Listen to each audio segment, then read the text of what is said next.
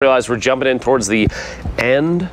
Basically, the most aggressive portion of competitive Fortnite starts around Circle 5, which is typically where you get the half and half. You see in the mini-map down there, you have half of the next safe zone is in the zone already. So you're going to have players that are in there sitting pretty, but you're going to have also teams like this, like Gabe and Pokes from the outside, are going to have to rotate their way in here at retail. Part of retail, remembering Blacktop's the industry side of Retail Row. Very sad to see, but got hit by the volcano.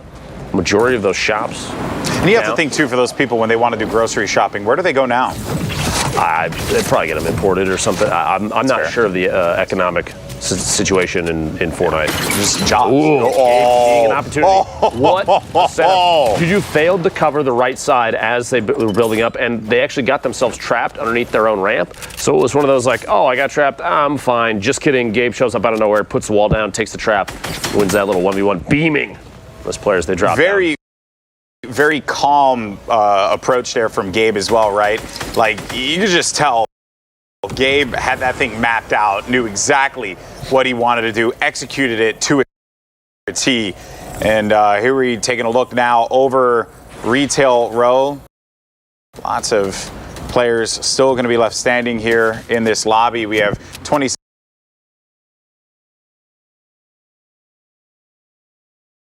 players remaining, 17 duos left.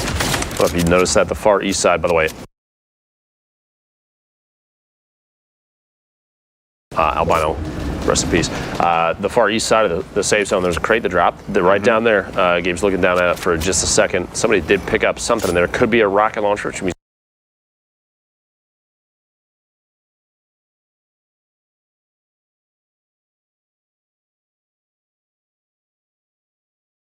we might see a little bit of explosive action in this end game.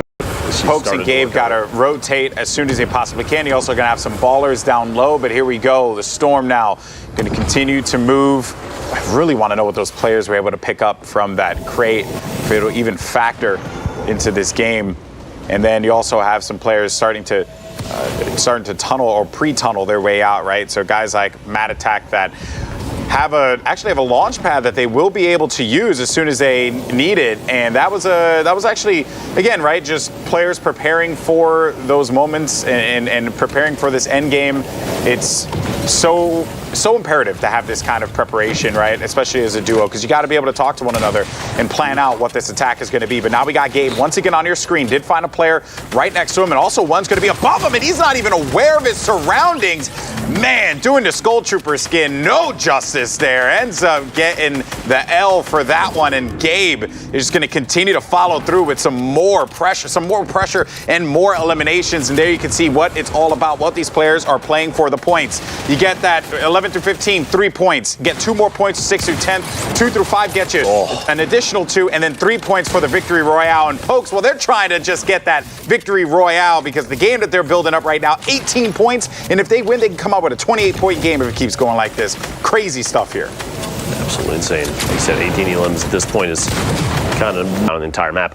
Why not shoot the ballers out? Because then you force engagements for those players. They're sitting inside till the very end. There's literally no threat. So you see right here, force them out, force them into a fight with other players down there. Even if you don't get the elim, there's still a chance that kicks you up higher in placement, which, I mean, that in itself is points too.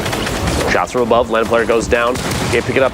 Another elim, up to 14 down there. Is someone right underneath. Can't quite sneak their way into a shot there. Gabe trying to tag from the back.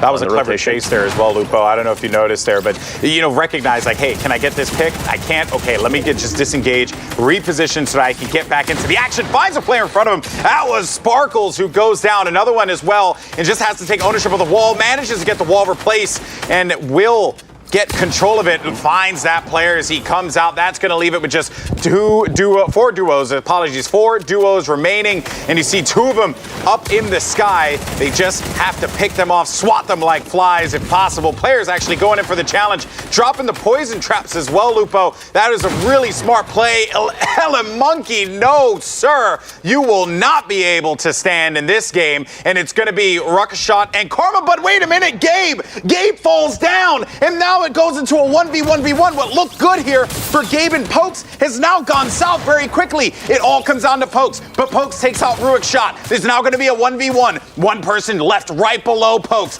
He can do this if he plays his game. He's going to have it up builds. Player was not aware. That was karma. And man, that could have gone dangerously very quickly. But instead, Pokes is going to get the better of him. My word, that was those are some shenanigans there. I was very close to going to Twitter and tagging Gabe and accusing him of throwing, but it's a good thing that did not. That was very dangerous. I'm curious what led to that, because unless Gabe had absolutely no builds, he's the kind of player that has the awareness to catch himself with the waterfall on the drop in. So I'm wondering if we know what happened there.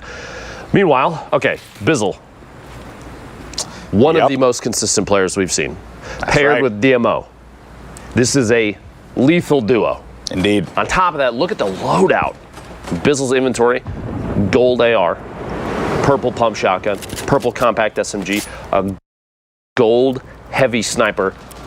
The key to open all doors. Takes a shot there, just barely misses, knocks the back wall out. Almost a freebie. Goes for another one. Another miss. Bizzle, please, hit your shots.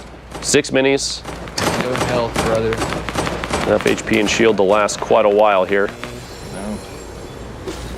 Looking around too, and Bizzle, he still has yet to connect, but he's going to find some players down low that are rotating, and they don't want to get caught on this hill. Oh, there you go. Secret, and Secret just right through the crack. He heard me. I have a feeling that he did that for you. This is a previous match, but I feel like my voice went back in time, and he heard me. He hit the shot. Thank you, Bizzle, for knocking that one down. And I didn't know I knew that you were a doctor. I just didn't know you had such powers. Okay. I didn't know. Give me another one. Give me another one. He's going to push this box here, try and get ownership of it. He's got this player very, very concerned now because his teammates dropped. The Storm is beginning to inch in. That's Sevens, who just got capped by Bizzle. And Bizzle waiting for him as he comes out. Good wall block there to try and save himself, give him a little bit of a moment of respite. But who knows if it's going to last that long. He sees that he basically recognizes that he's not in the best of spots because he's surrounded. He knows that this player is down low. He's hearing him clanging and banging throughout that floor. And Bizzle